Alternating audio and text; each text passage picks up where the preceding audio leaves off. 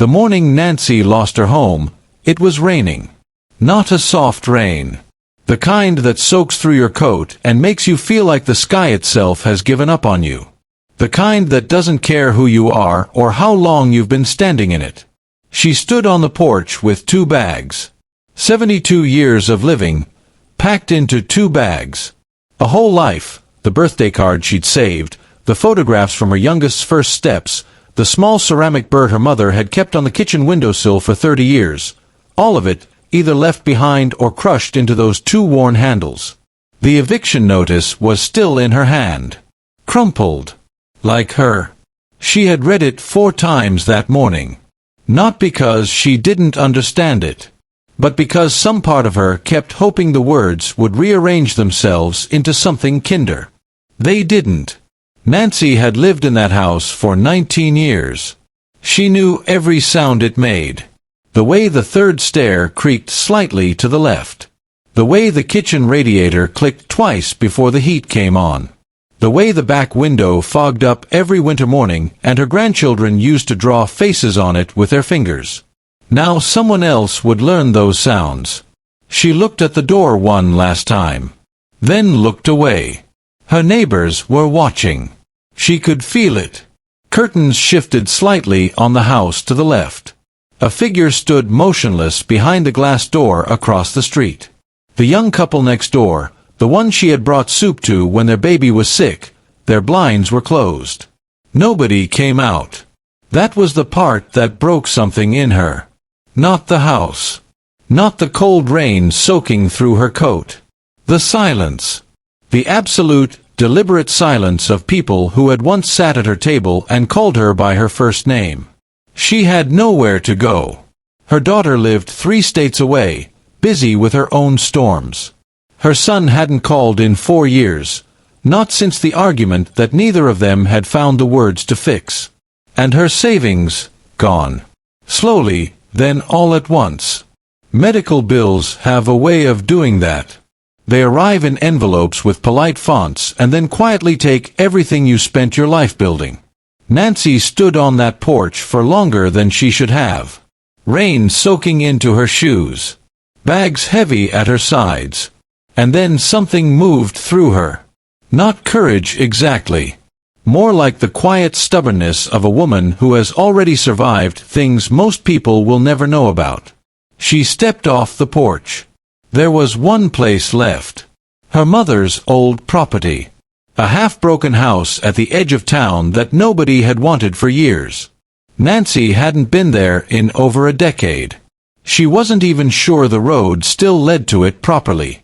But there was something else on that property. A shed. Small. Wooden. Always locked. Her mother had never once explained why. And for the first time in 72 years, Nancy was finally going to find out. She made the decision somewhere between the bus stop and the gas station on Route 9. No phone call. No plan. No person to tell. Just a direction. The rain had slowed to a thin drizzle by then, but Nancy was already soaked through. She sat on the cold metal bench at the bus stop with her 2 bags pressed against her legs and stared at the road ahead. Cars passed. Nobody slowed. Nobody looked. That was fine. She had stopped expecting people to look a long time ago. The old property was 40 minutes away by bus. She had $11 in her purse, a bus pass that expired in 2 days, and absolutely nothing resembling a plan. But she stood up anyway. Because sometimes, when everything solid disappears beneath you, the only thing left to do is move. Not forward necessarily. Just somewhere that isn't here. The bus was half empty. She took a window seat near the back. A young woman across the aisle was watching something on her phone, laughing softly at whatever was on the screen. A man in a construction jacket slept with his chin on his chest. An old couple near the front sat shoulder to shoulder without speaking, comfortable in the way only long years together can make you. Nancy watched them all quietly. She wondered if any of them had ever lost everything in a single morning. If any of them knew what it felt like to carry your whole life in 2 bags and have nowhere to set them down. Probably not. Or maybe they did. You never really know what someone is carrying just by looking at them. The bus dropped her at the edge of Millfield Road. She walked the last 12 minutes on foot. The old property looked worse than she remembered. Much worse. Paint peeling from the exterior walls like sunburned skin. The front steps had collapsed on the right side, leaving a gap that looked almost deliberate, like the house itself had decided to stop welcoming people. A tree on the east side had grown directly into the fence over the years, its thick roots buckling the posts until the wood simply surrendered. The fence and the tree had become one thing, neither fully itself anymore. Nancy stood at the gate for a long moment. She had expected sadness. What she hadn't expected was how familiar it still felt. Like a face that has aged but is still recognizable. Still somehow hers. She pushed the gate open. It groaned but held. The yard was deep with overgrown grass, wet from the rain, soaking her shoes through immediately. She moved carefully along what used to be the stone path to the front door. Most of the stones were still there, just tilted and half buried now, reclaimed slowly by the earth. She reached the front door. And stopped. Because she suddenly remembered the key. An old brass key. Small and slightly worn smooth on one side from years of handling. Her mother had pressed it into her palm during a hospital visit, 11, maybe 12 years ago now. The room had smelled like antiseptic and overcooked food. Her mother's hand had been thin by then, the skin loose over the knuckles. But her grip had been firm. "Keep this," her mother had said. Not asked. Said. Like it wasn't a question. "What does it open?" Nancy had asked. Her mother had simply looked at her.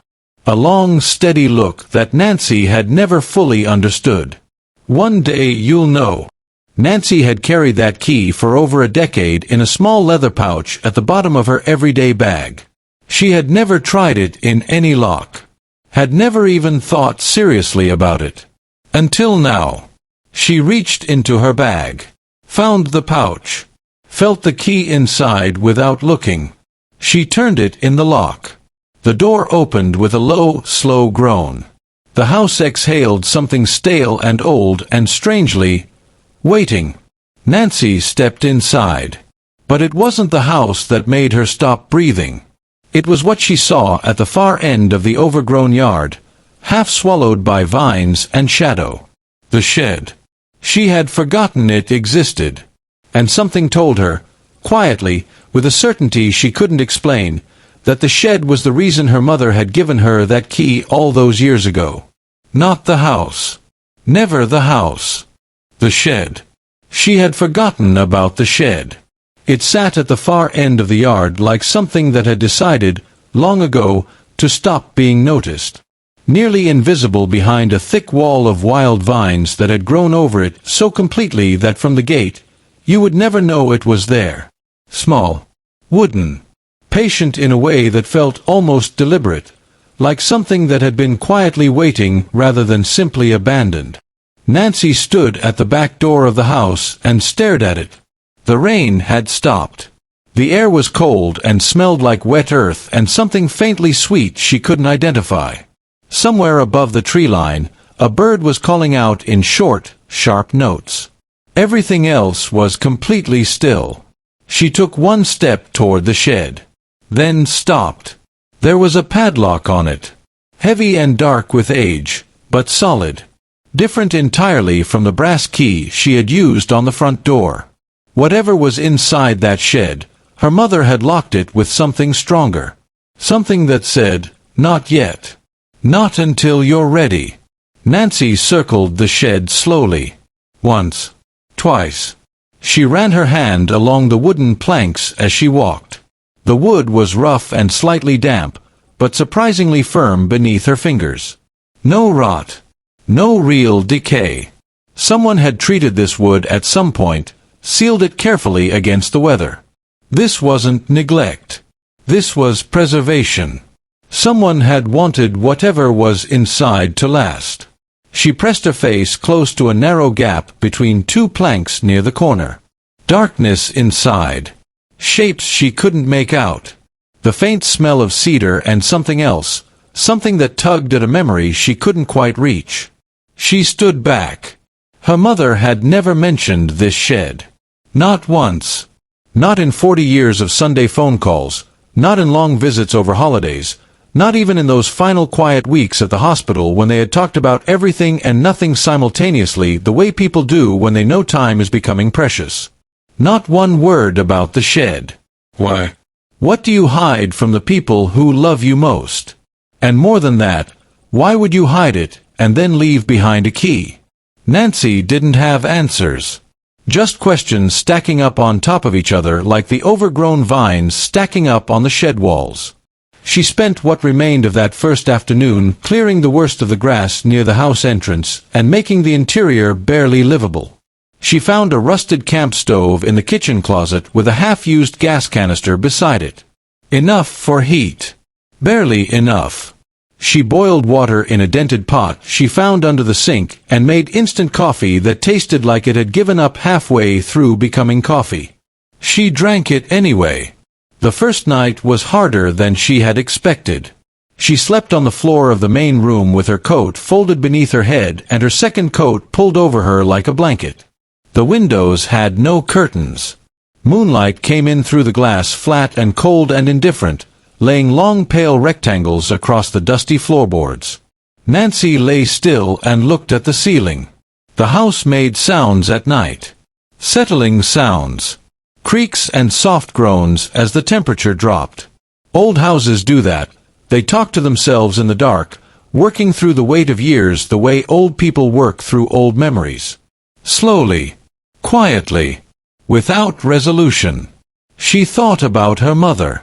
Eleanor. A woman who had raised 4 children essentially alone after Nancy's father left when Nancy was 9 years old. A woman who had worked 2 jobs for years without complaining once, at least not where the children could hear. A woman who baked bread every Sunday regardless of how exhausted she was, because she believed, genuinely believed, that a house that smelled like fresh bread was a house that felt safe. A woman who had smiled in a particular way when she thought nobody was watching. A private smile. Like she was keeping company with a thought she hadn't shared with anyone. Nancy had always noticed that smile. She had never asked about it. Now, lying on the cold floor of her mother's old house, staring at moonlit ceiling cracks, she wished more than anything that she had. What had her mother been thinking in those quiet private moments? What had she known that the rest of them hadn't? She turned onto her side and closed her eyes. Sleep came eventually. Thin and restless. And just before it did, a thought moved through her mind with quiet, unsettling clarity. Her mother had never brought any of them here. Not once. In all the years she had owned this property, Eleanor had never invited a single one of her 4 children to visit. She had kept this place entirely to herself. And there was only one possible reason a woman like Eleanor, a woman who shared everything, who gave everything, would keep something hidden for decades. Whatever was in that shed. It wasn't meant for just anyone. It was meant for the one who came back. And Nancy, lying alone on the cold floor in the dark, slowly understood something that made her chest tighten and her eyes fill without warning. She was the one who had come back. She had always been the one who came back. The second morning was colder than the first. Nancy woke before sunrise with stiff joints and a back that reminded her, clearly and without sympathy, that she was 72 years old and had slept on a hardwood floor. She lay still for a moment, looking at the ceiling, listening to the silence outside. No traffic. No neighbors. No sounds of a street waking up. Just birds. And wind moving through the overgrown yard. And somewhere far off, the low hum of a highway that sounded like the rest of the world continuing without her. She sat up slowly. Put her coat on. Stood. And then, because there was nothing else to do, she started moving. That was the thing about survival that nobody talks about. It isn't dramatic. There's no moment of resolve where you clench your jaw and decide to be strong. It's quieter than that. It's just movement. One small thing after another. Because stopping feels worse than continuing, even when continuing is hard. She found a bucket under the kitchen sink and used rainwater collected in a broken gutter at the back of the house to wash her face. Cold enough to make her gasp. She didn't care. It woke her up, which was the point. The camp stove worked on the third attempt. She boiled water, made coffee, stood at the kitchen window and drank it while watching the shed at the far end of the yard. Still locked. Still waiting. She walked to the nearest convenience store that morning. 1.5 miles each way on a road with no footpath, just gravel edging and wet grass. Her shoes were still damp from the day before. By the time she reached the store, her toes were completely numb. She bought soup, crackers, a box of matches, another canister of gas, the cheapest one. She counted her money carefully at the counter, the way you do when every dollar has a specific job and there are no spare ones. The young man at the register didn't look up from his phone. She walked back the same way she had come. Gravel, wet grass, cold air that smelled like approaching winter. The neighbors on Millfield Road mostly ignored her. One woman, early 60s, dark coat, driving a sensible gray car, slowed as she passed Nancy on the road that second morning. Nancy looked up. The woman stared at her for a long moment through the windshield. The kind of stare that isn't quite curiosity and isn't quite suspicion but sits somewhere uncomfortable between the two. Nancy raised her hand in a small wave. The woman drove away without responding. Fine. She had dealt with colder receptions than that. The afternoons became their own kind of routine. After the walk to the store and back, after the soup heated on the camp stove and eaten standing at the kitchen counter, Nancy would go to the shed. Every day. Without fail. She tried everything she could think of. A bobby pin from her toiletry bag, bent carefully into shape, didn't work. A butter knife from the kitchen drawer, thin enough to fit into the padlock gap, didn't work. She found a rusted screwdriver in a cardboard box in the hallway closet and tried working the hinge pins loose. The screwdriver snapped before the hinge moved even slightly.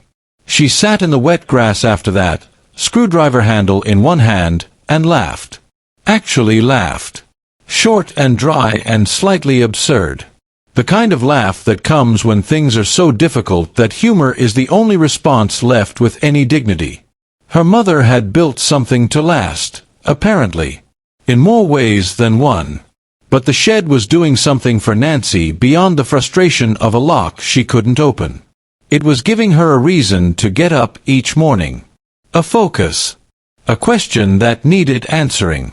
And questions, she was discovering, are surprisingly powerful things when everything else has been taken away. They pull you forward. They make tomorrow feel necessary. She needed tomorrow to feel necessary. On the third afternoon, she decided to clear the vines from the base of the shed walls. Not to find anything. Just to do something useful. To feel, even in a small way, like she was making progress. She worked slowly, pulling the thick stems away from the wood with both hands, careful of the thorns hidden inside the growth. Her arthritic fingers ached with the effort. She stopped every few minutes to flex them and breathe. It took nearly 2 hours to clear the first wall. She started on the second. Halfway along, her right hand hit something solid beneath the soil. Not a root. Not a stone. Metal. She stopped.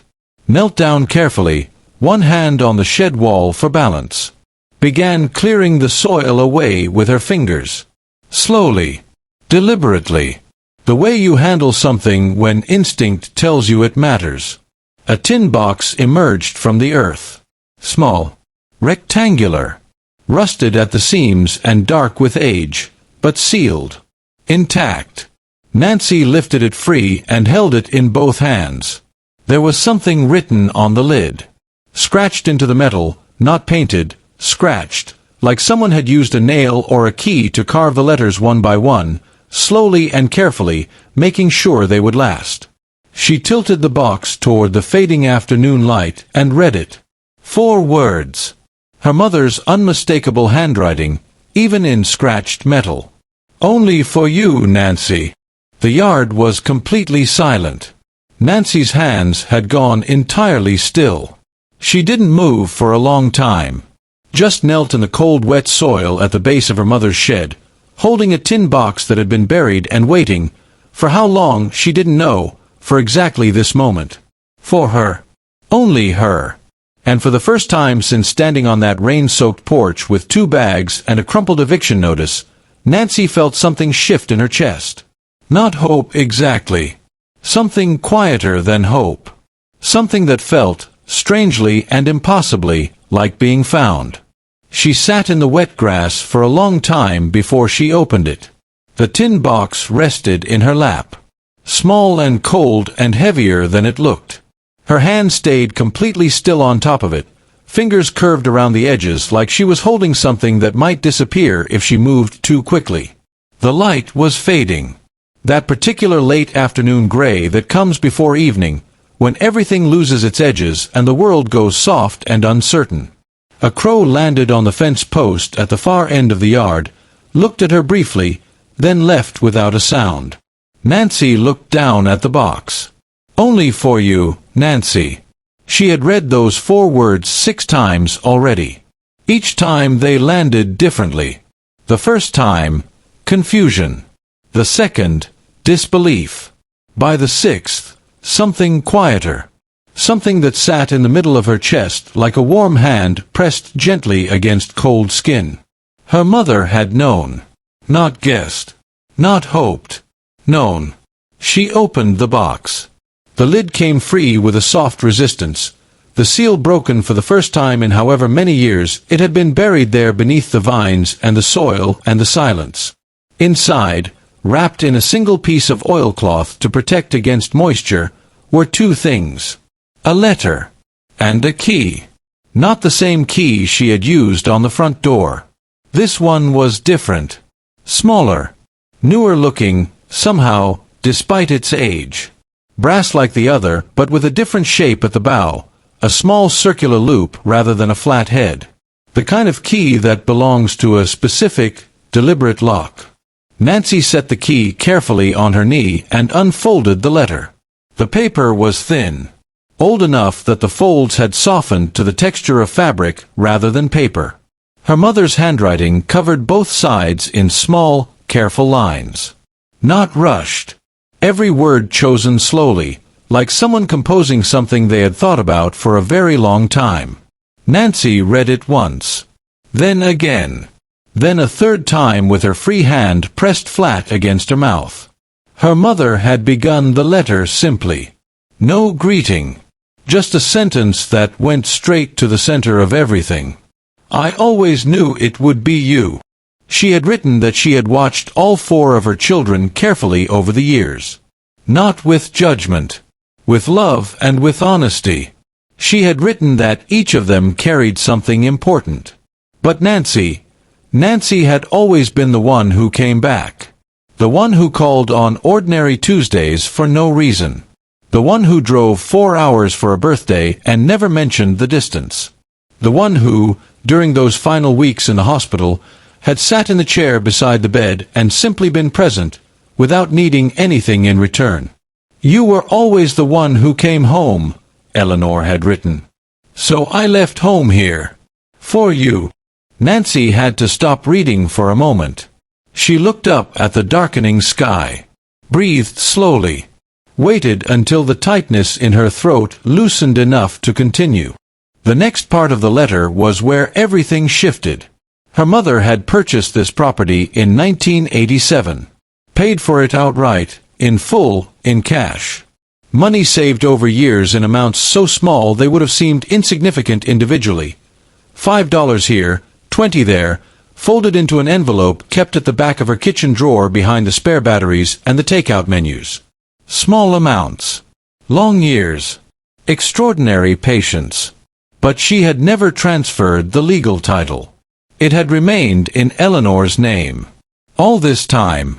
Through every year that had passed, through every season the house had sat empty, and the vines had grown, and the steps had collapsed, and the world had moved on and forgotten this small piece of land existed. The title had never moved. And the letter explained exactly why. Because Eleanor had already decided, years before she died, who this property belonged to. She had spoken to a lawyer, a quiet, careful conversation that Nancy had known nothing about. She had made arrangements, filed the correct documents, ensured that the process of transferring full legal ownership would be straightforward and clean and beyond dispute. She had done all of it without saying a single word to Nancy, because she hadn't wanted Nancy to stay out of obligation. She had wanted Nancy to come back on her own. If you're reading this, Eleanor had written near the bottom of the second page, then you came back. Not because I asked you to, because you needed to. And that means you're ready for what I'm leaving you. Nancy turned the page over with shaking hands. The final lines were short. Shorter than everything that came before them. But they were the lines that made the yard, the shed, the whole overgrown property seem to tilt slightly on its axis. Her mother had written the name of the person legally authorized to claim full ownership of the property and everything on it. One name. Written clearly. No ambiguity. Nancy read it twice. Then she lowered the letter slowly to her lap and looked up at the house. At the shed. At the yard surrounding her, wild and overgrown and alive in its own stubborn way. At the whole of it, this piece of earth her mother had quietly, carefully, patiently saved and sealed and buried and waited for the right person to find. The name on the letter was hers. It had always been hers. All of it. Every broken step and peeling wall and locked shed and buried tin box. Her mother hadn't just left her a property. She had left her a life. And somewhere inside that still locked shed, with a small brass key now warm in Nancy's palm, the rest of it was waiting. The second key opened the shed. Nancy stood at the entrance for a full minute before stepping inside. She wasn't sure what she had expected. Storage, maybe. Old furniture. The ordinary accumulated weight of a life. Boxes of dishes, folded curtains, tools with wooden handles gone gray with age. The kinds of things people keep because throwing them away feels like admitting something final. She had not expected this. The shed was larger inside than it appeared from the yard. The ceiling was higher than the exterior suggested, the walls lined on both sides with a careful, deliberate order that felt nothing like abandonment. Everything had been placed, arranged, thought about. It smelled like cedar first. Then something underneath the cedar, faint and warm and floral. A perfume Nancy recognized before she could name it. The recognition came through her body before it reached her mind, the way certain smells do. Her throat tightened. Her eyes adjusted to the dim light filtering through the gap above the door. And then she saw them. Along the left wall, floor to ceiling, filing boxes. 6 of them, stacked neatly in 2 columns, each one labeled in her mother's small careful handwriting. Property documents. Insurance records. A leather folder marked legal. Handle first. A savings account passbook from a bank whose name Nancy vaguely recognized from childhood. An institution that had changed ownership 3 times since then, but whose accounts, she would later discover, had transferred cleanly each time. She would go through those boxes later. Carefully. One at a time. But it was the right wall that stopped her completely. Paintings. Dozens of them. Canvas after canvas, stacked in careful rows against the wall, each one wrapped individually in soft cloth. Muslin, by the look of it, the kind used for preservation. Some of the wrappings were tied with kitchen twine. Others with ribbon. 1 or 2 simply folded over and tucked at the back like a letter sealed without an envelope. Nancy counted them without meaning to. 14. 15. More behind those, stacked 2 deep in places. She had never known. In 72 years of being Eleanor's daughter, of Sunday phone calls and holiday visits and long afternoons at the kitchen table over tea that went cold while they talked. Not once had her mother mentioned painting. Not once had Nancy seen a canvas, a brush, a single tube of paint in her mother's home. This had been entirely private. Entirely hers. Nancy reached out and touched the nearest wrapped canvas gently, the way you touch something you're not sure you have permission to hold. Then she unwrapped it slowly, folding back the muslin with both hands. The painting took her breath away. It was large, nearly 3 feet across, and painted in colors so bold they seemed almost aggressive against the muted interior of the shed. Deep reds bleeding into amber. A landscape, but not a realistic one. More like a feeling translated into color and shape. Hills that curved like sleeping figures. A sky that wasn't quite blue, wasn't quite purple, but existed somewhere between the two in a shade Nancy had no name for. She stood holding it for a long time. Then she set it carefully against the shed wall and unwrapped another. This one was smaller. A face. A woman, older, painted in loose expressive strokes that somehow captured more truth than a photograph would have. The eyes especially, painted in a way that made them seem aware of being looked at. Present. Knowing. Nancy studied the face for a long moment. Then her breath caught. It was her. Younger, perhaps 40, perhaps 45, but unmistakably her. Her own jaw. Her own particular way of holding her mouth. Her eyes looking back at her from a canvas her mother had painted in secret, in this shed, in this locked and hidden and carefully preserved space that nobody had been invited into. Her mother had painted her, had looked at her, really looked, and had put what she saw onto canvas with that private smile Nancy had never been able to interpret. Now she understood it. She sat down on the small wooden stool in the corner. The one that had clearly been placed there deliberately, positioned in front of the wall of paintings at exactly the right distance for looking. Her mother had thought of everything. Nancy pressed the back of her hand against her mouth. Breathed slowly through her nose. Outside, somewhere beyond the shed walls and the overgrown yard and the collapsed fence, a car slowed on the road. She didn't hear it. She was looking at her own face painted by hands that had loved her in ways she was only now beginning to fully understand. Hands that had worked 2 jobs and kneaded bread dough and pressed a brass key into her palm in a hospital room and buried a tin box beneath the vines and written a letter on paper soft as cloth and arranged all of this, for exactly this moment. For her. She began to cry. Not the sharp, urgent crying of grief or shock. Something slower. Deeper. The kind that comes when something long held tight finally releases, when you understand, too late and just in time simultaneously, how thoroughly and quietly you were loved. She sat in that shed until the light outside had shifted from gray afternoon to the blue dark of early evening. At some point she became aware of something at the edge of her vision. Movement. Beyond the shed doorway. At the edge of the yard near the road. The gray car. The woman who had driven past without waving. She was parked now. Engine off. And she was watching the shed with an expression Nancy couldn't read from this distance. Not suspicion this time. Something else entirely. Something that looked almost like relief. The woman's name was Gloria. Nancy found this out 3 days later when Gloria knocked on the front door at 10:30 in the morning, standing on the repaired bottom step with a ceramic pot of soup held in both hands and an expression that sat somewhere between apology and determination. She was perhaps 63.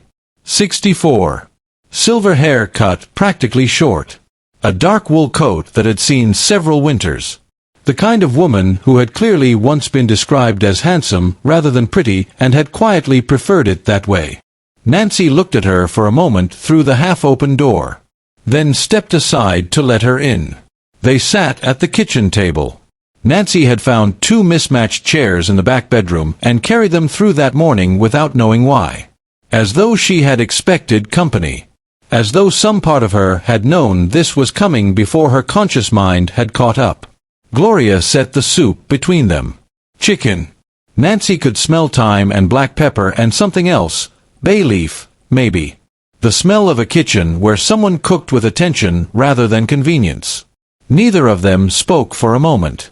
Outside, the wind moved through the overgrown yard in long, slow passes. The kind of quiet that exists only in places far enough from cities to have kept it. Gloria spoke first. She chose her words carefully. Like someone who had rehearsed this conversation several times in the car on the way over and had still not decided exactly where to begin.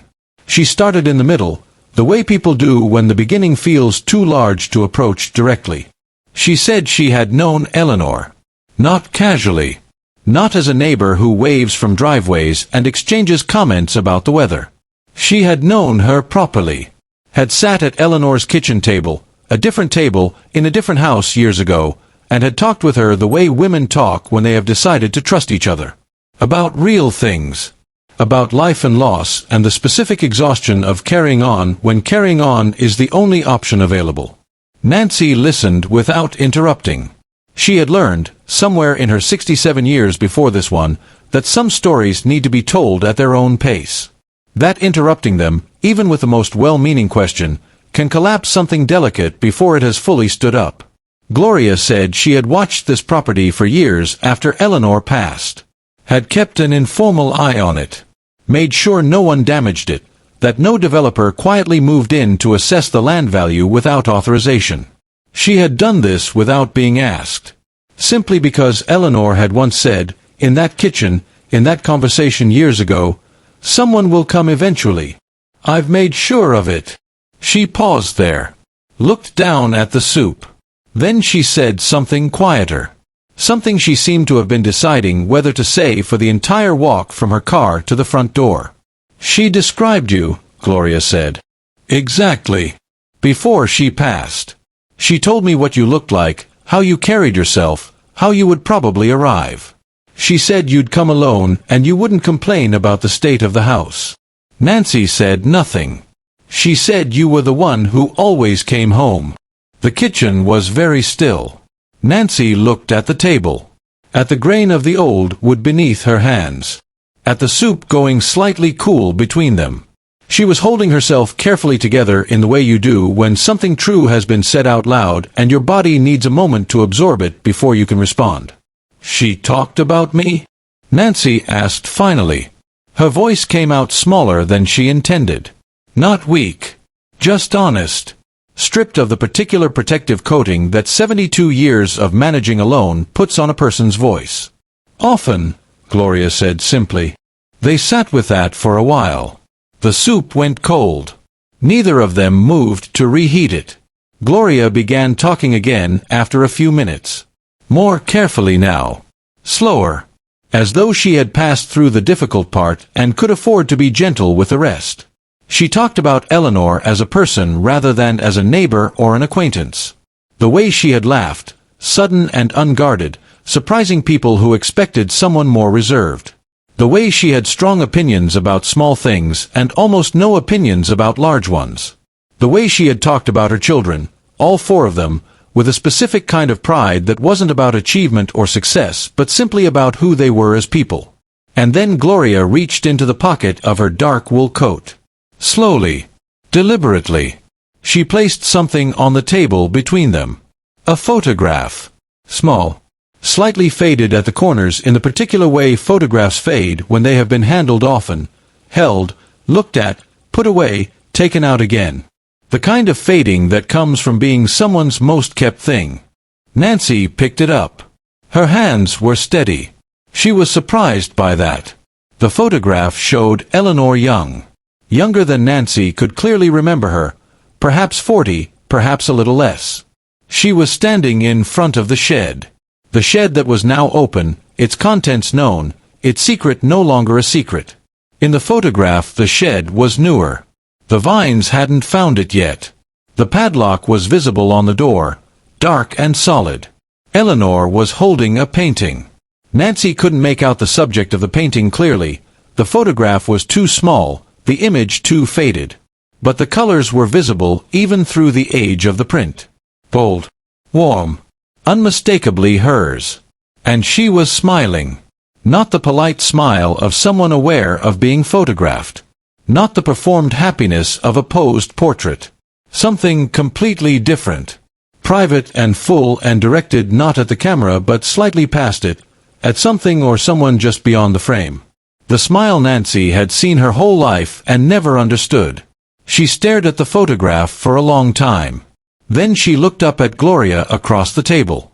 At this woman who had kept watch over a locked shed and a buried tin box and a daughter who hadn't known yet that she was coming home.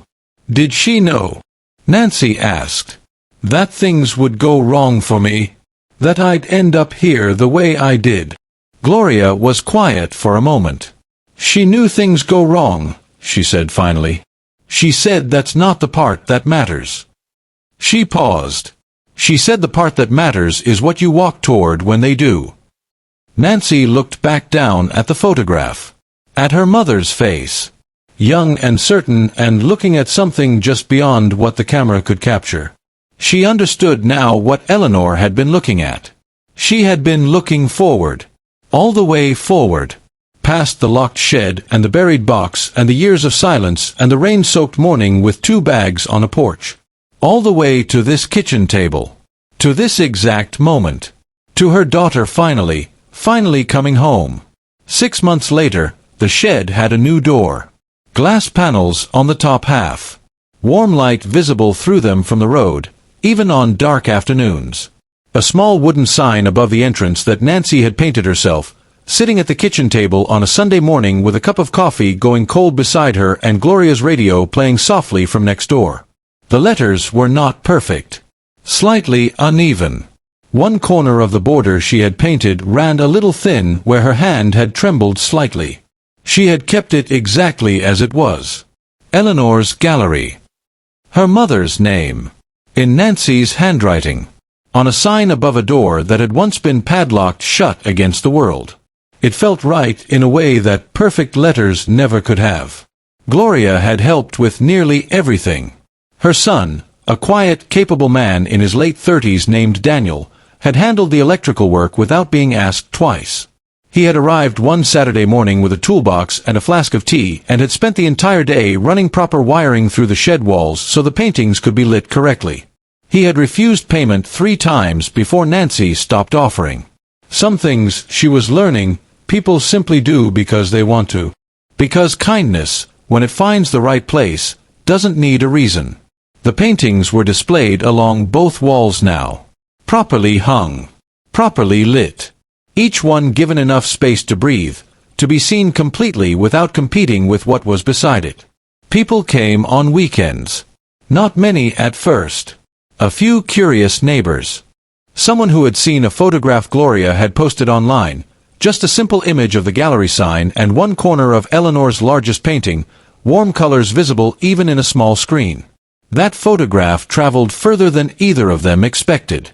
Within 2 weeks, people Nancy had never met were driving out on Saturday afternoons to stand in a wooden shed at the edge of Millfield Road and look at paintings made by a woman who had never shown them to anyone.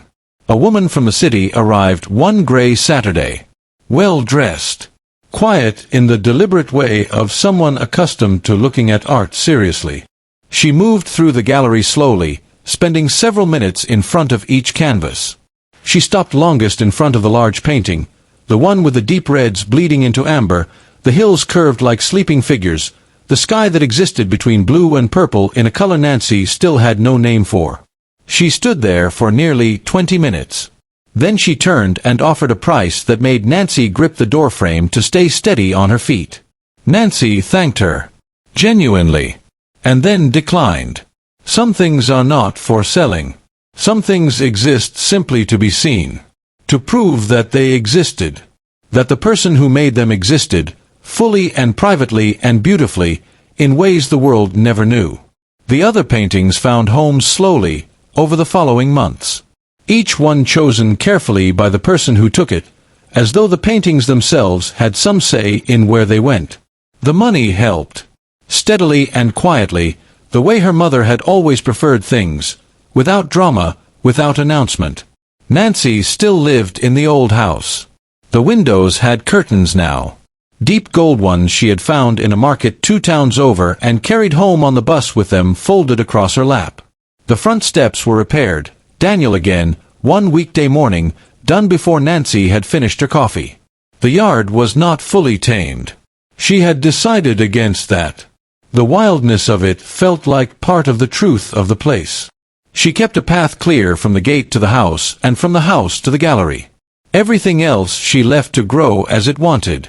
She was 72 years old, starting over in a place she had almost not returned to. Beginning again with nothing but a brass key and an eviction notice and the stubborn, quiet certainty that one more step was always possible. Some evenings, after the last visitor had gone and the gallery light was still on and the yard had gone blue dark and still, Nancy would sit on the wooden stool her mother had placed at exactly the right distance from the paintings. Just her. And Eleanor's colors on the walls around her. She thought about everything her mother had carried privately for so many years. The paintings. The property. The buried tin box with 4 scratched words on the lid. The photograph Gloria had kept. The letter written on paper soft as cloth. The entire careful architecture of love that Eleanor had built in silence and left for exactly the right person to find. She thought about all the things people carry that the world never sees. All the richness and sorrow and creativity and hope stored quietly inside ordinary lives. All the locked sheds. She thought about the morning she had stood on a rain-soaked porch with 2 bags and nowhere to go. How close she had come to choosing a different direction. How easily she might have turned away from a road that led to an overgrown property nobody wanted and a shed nobody had opened in years. She was glad she had come. She was glad, in a way she had no adequate words for, that she had been the one who came back. Outside, the first stars were appearing above the tree line. Cold and clear and indifferent in the way stars are, present without explanation, beautiful without effort, constant across every version of every life lived beneath them. Nancy sat in the warm light of her mother's gallery and looked at her mother's colors and felt, for the first time in longer than she could clearly remember, completely at peace. She had been evicted with nothing. But her mother had known something she hadn't. Something Eleanor had understood long before Nancy did, that the end of one thing is never simply an ending. That loss, when you walk through it honestly and without looking away, has a way of leading you somewhere you were always meant to arrive. That home is not always where you started. Sometimes it is where someone who loved you enough left a light on. And waited. And waited.